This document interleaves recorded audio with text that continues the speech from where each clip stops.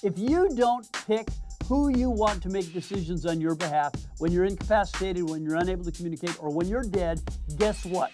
The politicians have set up rules to pick those people for you. Hi, this is Rick Durfee. I've been practicing law for several decades, and we're going to talk today about DIY wills and trusts and what are some of the common mistakes and pitfalls. How can you do it effectively if you insist upon doing that? And when is it just a terrible idea? When should you go get professional help? These days, with AI and online forums, it is easier than ever before to create your own estate planning documents, and it's highly tempting to do so. And in fairness, there are scenarios where that is totally appropriate and a good thing to do. There are other scenarios where it's not appropriate and a bad thing to do. And a big issue you have to come to terms with is if you're going to do it yourself, you bear the risk and the responsibility of getting it right and getting it wrong. If you get it wrong, it's your own fault. You did it to yourself. So often, the generic terms that pop up in an AI or even in an online form that somebody gives you for free are generic. They're general. They're not specific to your particular situation. So it is very easy to get provisions that other people have, that other people use. You're copying somebody else's document, or they come as a standard form that don't fit your family and your situation. I once had somebody bring to me a trust that they had done themselves, and they asked me to look at it and say, just check it out and make sure I'm doing everything okay. And I said, after I read it, a couple of pages, I said, so did you intend to disinherit this family member? It was one of their children. And they said, no. And I said, well, look at this paragraph right here. What does that say to you? And the paragraph said, yeah, disinherit this family member. And I asked them, how did that get in there? They go, well, I copied this trust from somebody else. And I just did a search and replace on my computer. So just doing a search and a replace on your computer isn't going to cut it. You actually have to read the document and be careful and make sure that it follows both what you intend and the requirements of the state where you live or where your assets are domiciled. Many states have specific and individual provisions that need to be addressed for the trust to work.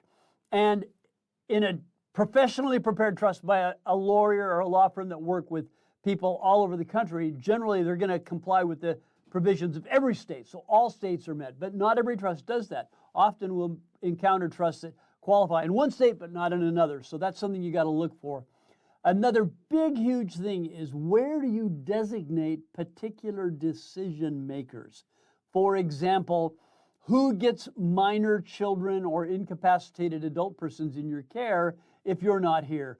Often people will put that in a separate document, in an affidavit or in a designation of guardian and conservators. And the problem with those documents is, under rules of evidence, technically they're not admissible in a court proceeding. The judge can say, yeah, we're not going to listen to those documents or review them or consider them because of what's called the hearsay rule. It's a rule of evidence that if the person who created the document isn't there to cross-examine or to ask questions about, the document can't be admitted into evidence. So there are some decision makers that need to be put in your will. Now, why the will? A will is a unique document.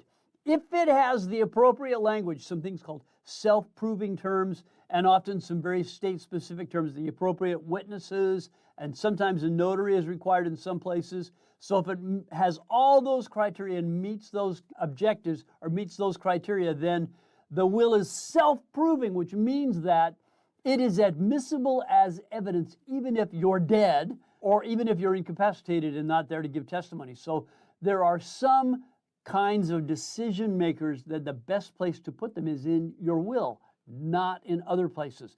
There may be some redundancy. Those same people might be named in other legal documents like a durable general or financial power of attorney or a medical power of attorney or medical directive or a living will. So sometimes there's some redundancy and the same people are named in both places, and that's an example of the kind of guidance and assistance you're going to get from a professional. If you're going to do it yourself, make sure you follow the rules. Make sure you don't screw it up, because naming the wrong people can cause issues. And by the way, why do we name those people? If you don't pick who you want to make decisions on your behalf when you're incapacitated, when you're unable to communicate, or when you're dead, guess what? The politicians have set up rules to pick those people for you. And often it defers to the courts. And so the courts can pick somebody that they think is a good idea for you, and it may not be who you want. Recently, we had a case in our law firm where a decision maker was appointed for somebody, and it was a complete stranger. It was somebody the court said, oh, I'm going to pick the next lawyer on my list of lawyers that do this kind of thing for people. And this lawyer had no clue about the family, no understanding of their history or their background, and was extremely expensive. So you want to designate who you want in your documents and not leave that up to the politicians or the courts to decide. So when you're considering what's the cost of, why do we do DIY, do-it-yourself documents? Well, because they're cheap. You can get it for often little or nothing. So is that really cheaper? Well, if you don't, for example, fund your trust, convey your assets to the trust, you're still going to have probate. So the trust is not going to avoid probate. If you don't designate your decision makers appropriately, it's not going to work. So the real cost is the consequences of whether or not you have done it right.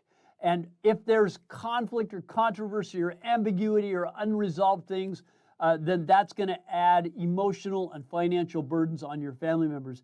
And often, I see even lawyers do this candidly. Oh, here's a difficult, thorny issue in the family or in the tax code or in dealing with the property that is hard to deal with, and I don't have a good solution now, so I'm going to kick the can down the road and leave that vague and ambiguous, and we can sort that out through the courts when the person is dead or incapacitated. Is that a good idea? I don't think so. Other lawyers say, well, no, that's a good idea. And why do they say that? Because those lawyers make a lot of money taking those cases to court. I think it's better to resolve those conflicts while you're still alive and available to consult with on what you want and how you would like things to go and what are the real issues with that particular property or family member or situation going on, whatever drama is happening in your life.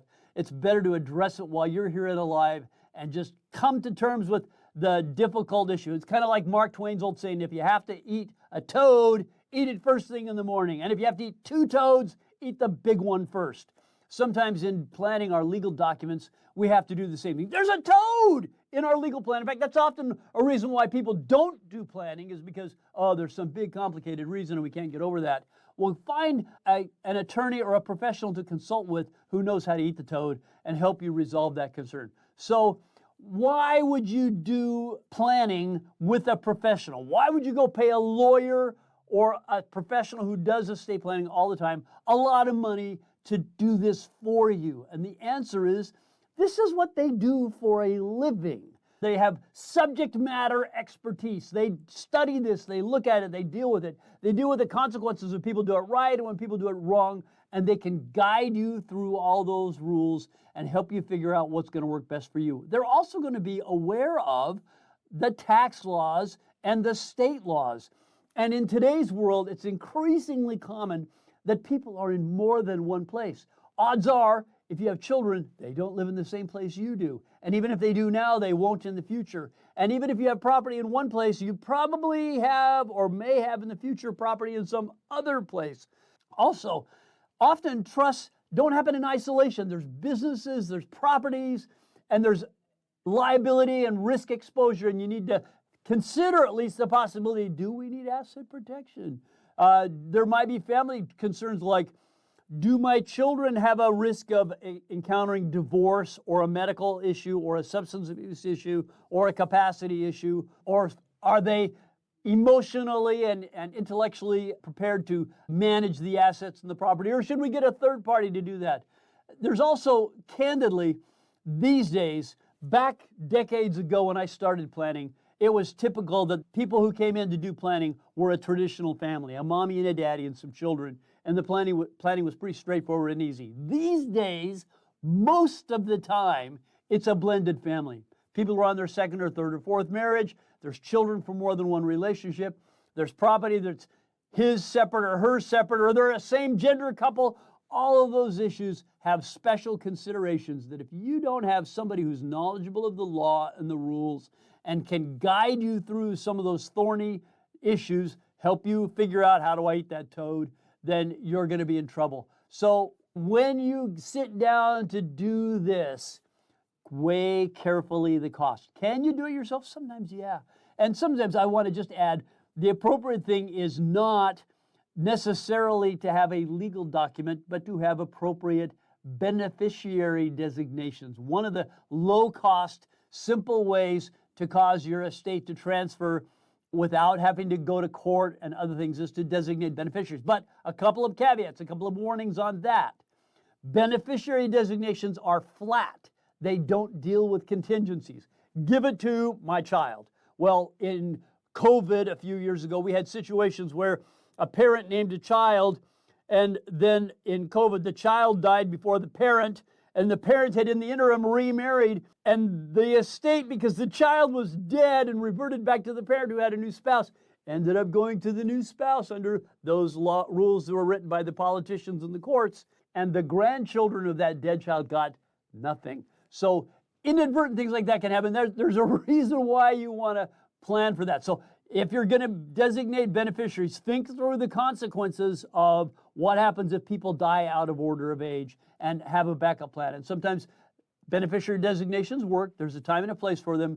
But if you have a complicated situation, if you want layers of distributions, a beneficiary designation alone may not be enough. The other thing is, when you name beneficiaries, you must leave breadcrumbs for the people who come along behind you to find those assets. We've had situations, a number of years ago, we had a situation where a woman had passed away. She had no children. She had beneficiary designations on all of her property, including her real estate, but nobody knew about it. And a neighbor who was cleaning up a mess when garbage and trash was falling out of the house of this person that had passed away found an envelope. And it was open, and he saw his name on it, and he realized that he was named as a beneficiary on a bank account that he didn't know about, and that had been sitting there for a year after this woman had died. And it turns out when we went and looked, there was over $1 million in various bank accounts. One of them named the paper boy, for goodness sakes, who didn't even know. Wait, I'm the beneficiary in that bank account. He didn't know, he was a minor. So you gotta leave breadcrumbs behind so the people who are named as beneficiaries can find those assets and go and collect them. So whether you're doing DIY or you're getting a professional advisor to guide you, weigh that carefully. You can do it yourself when appropriate, but there's a lot of landmines. You can step on things that blow up and that will have unpleasant consequences. So we welcome your thoughts. We love your questions. We try to respond to them. If you want to learn more about how the law works and how to protect your family and wealth, subscribe to our channel. If you want to get on our waiting list, click the link below and get on the list, and we'll get back to you as quick as we can.